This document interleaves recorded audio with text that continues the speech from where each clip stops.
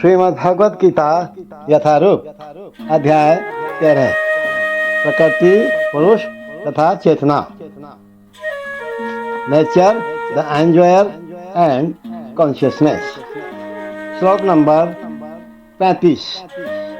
देखो, ये इस अध्याय का अंतिम श्लोक है और भगवान अर्जुन को बता रहे हैं कि परम लक्ष्य किन्हें प्राप्त होता है। तो सुनते हैं श्लोक नंबर 35, इस अध्याय का अंतिम श्लोक। क्षेत्रे क्षेत्रज्ञयो एवं अंतरम ज्ञान चक्षुषा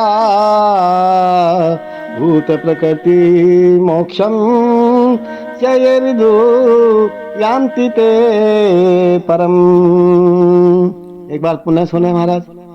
क्षेत्र क्षेत्रज्ञयो एवं अंतरम ज्ञान चक्षुषा भूत प्रकृति मोक्षम च ये विदु यान्ति ते परम।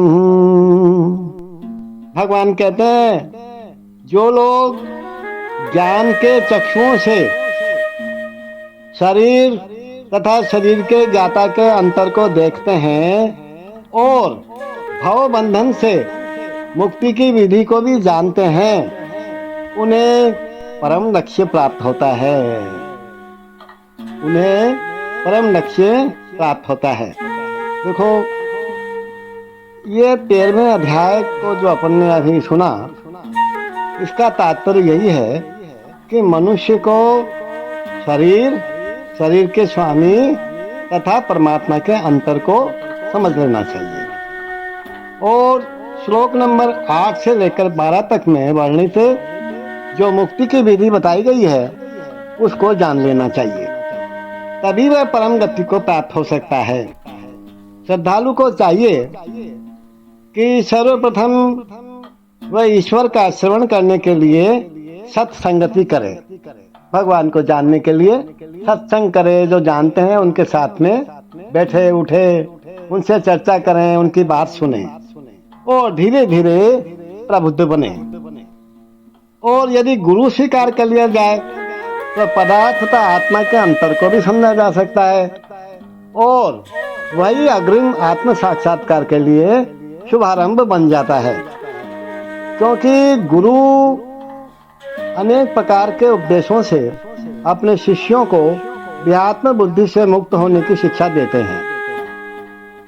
उदाहरणार्थ, भगवत गीता में कृष्ण अर्जुन को भौतिक बातों से मुक्त होने के लिए शिक्षा देते हैं।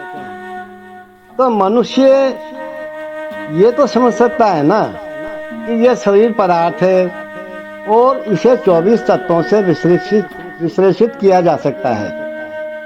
शरीर स्थूल अभिव्यक्ति है और मन तथा मनोवैज्ञानिक प्रभाव सूक्ष्म अभिव्यक्ति है।